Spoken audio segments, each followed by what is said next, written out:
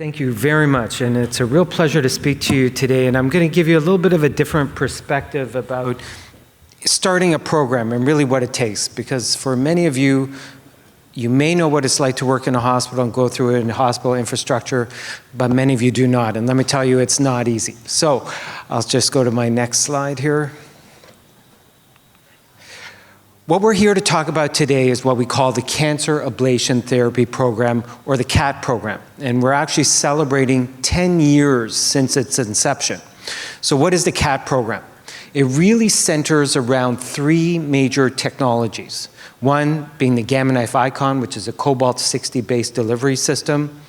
The second, an Elekta Unity MR-Linac, which combines the power of MRI and external beam radiation, so the machines that deliver X-ray based radiation precisely to a cancer target. And then an integrated MRI guided brachytherapy suite. So what is brachytherapy? Is when we take the radiation source and we implant it directly into the tumor. And you can do that for certain tumor types. For example, prostate cancer or cervical cancer. And in fact, for cervical cancer, it's probably one of the most important parts of their treatment journey. So what does this mean? Well, this means a $50 million expansion in Sunnybrook. And how did we do it? And what's the genesis? So when you start to think about a program, my advice always is to think big, because the bigger you think, the better that the institution can come behind you and try and achieve that vision. So never think small, think big, and get your leaders behind you. So in fact, for us, we were actually very fortunate, because the leader at the time was Dr. Andy Smith, who was a program chief and now the CEO of Sunnybrook. And at that time, as a cancer surgeon, he was doing these big, open, invasive surgeries. And he had that vision and understanding to say, well, look, you know, the future of surgery is actually no surgery. Right? Nobody wants to have their abdomen cut open and go through all that recovery. If we can harness the power of radiotherapy, be it external beam, be it brachytherapy, be it radioligand therapy, we can make a massive impression on patients, enhance cure rates, and never let them suffer the side effects associated with major surgery. So he sat down with me and he said, okay, Arjun, we have a great collaboration with Elekta, which is a Swedish company, you know, make it happen. So I said, all right, well, let's think about it. And so what are those technologies and how are we going to make it? And we came up with this trio of Canadian first and even world first technologies. So the first one that I'll mention is the Gamma Knife Icon. So this is a cobalt-60 based delivery. We get our cobalt here from Ontario, and it really represents a super precise radiation machine for brain tumors. But this is not new technology. This is 55-year-old technology now.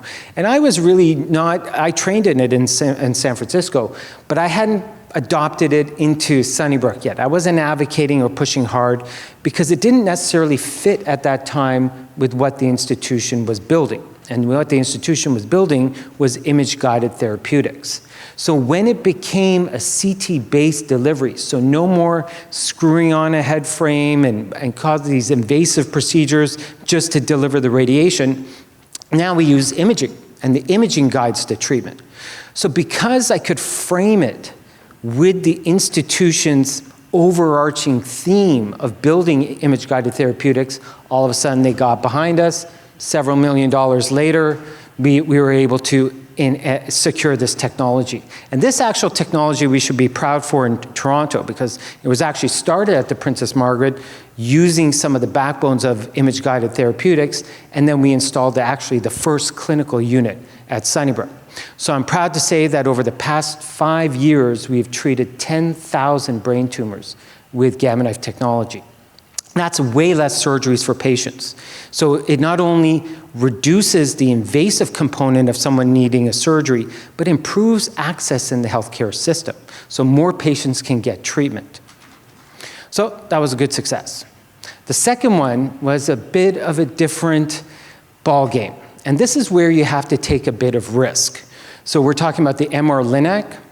And for the first time, an MRI was combined with a linear accelerator, so the device that delivers the radiation. And there were a lot of angst about this. People didn't think it could work, it couldn't happen. They were really developing in Utrecht in the Netherlands. And our team said, look, this is the way forward. We got to get into this.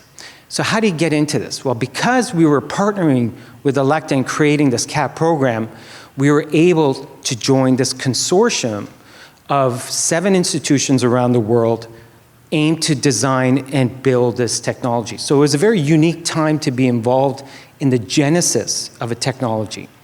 And I remember the first time we saw the first image from the unit, or we saw the first actual prototype, and we were able to bring the first in Canada, 7th in the world MR Linac to Sunnybrook. So why was this important technology, and how do we do it?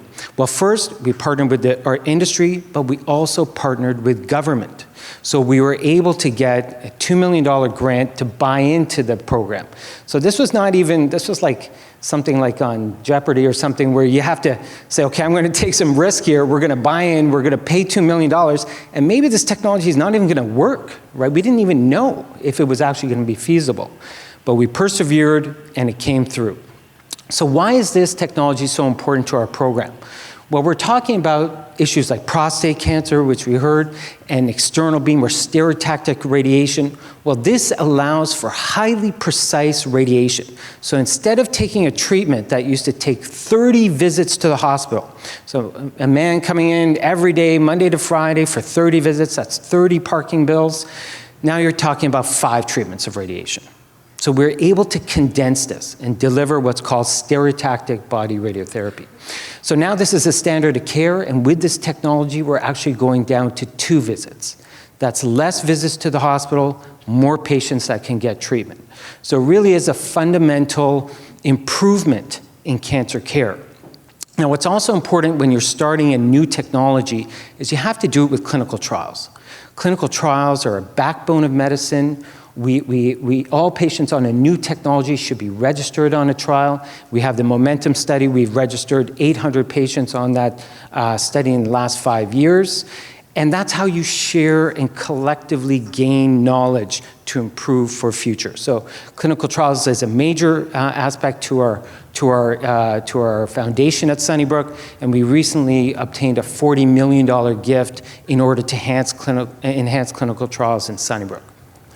So the third technology is a brachytherapy suite. So again, we're implanting radiation, and this has been going on for years. We've been doing it for 30 years. We have the biggest volume of prostate brachytherapy and gynae brachytherapy in Canada, and what we want to do is do better. So by integrating the MRI into the operating suite, a woman with cervix cancer can get anesthesia and then move on the Airtable right into the MRI, get their treatment planning, get their delivery, wake up, and it's done. And this was an innovation, so we had to lead line the entire MRI in the operating suite. And you think gold is expensive? Well, try and buy lead. And ultimately what we've done for women is taking a treatment that has gone from 8 hours down to 3 hours, and they're asleep for the whole journey. So no waking up with any implant. So really a major innovation for our team. So what's next? So now that you do a program and you're able to do it, and I spent $50 million and everyone's all excited and happy and the data are there, well then they say, what's next? So what's next? So the next part is CAT with an adaptation, so cancer ablative adaptive radiotherapy. So what is adaptive radiation? Well, it's response-based radiation. And it's changing the way that we actually think about what we've done for the last 50 years, okay? So I'll show you on the left, you have a tumor, you hit it with radiation. 2 weeks later, you wait, you re-image, you hit it, it's a bit smaller. 2 weeks later, you hit it, it's a bit smaller again. And then 2 weeks later, there's no more tumor, so you stop. And we've never done it like this before. So it's changing how we approach radiation, but it's also changing how much we give to a tumor. And this is very new and innovative because we've never really done this before. So what does it take? Well, it takes what everyone talks about right now is AI. So with AI, we need this workflow to go super fast, right? So we had to invest $7 million as a result of our donors. believing in us and supporting us and providing us that money to buy a race station treatment planning system, AI-driven. We have the latest one. Work that used to take 3 days for a radiation technologist takes 3 hours now.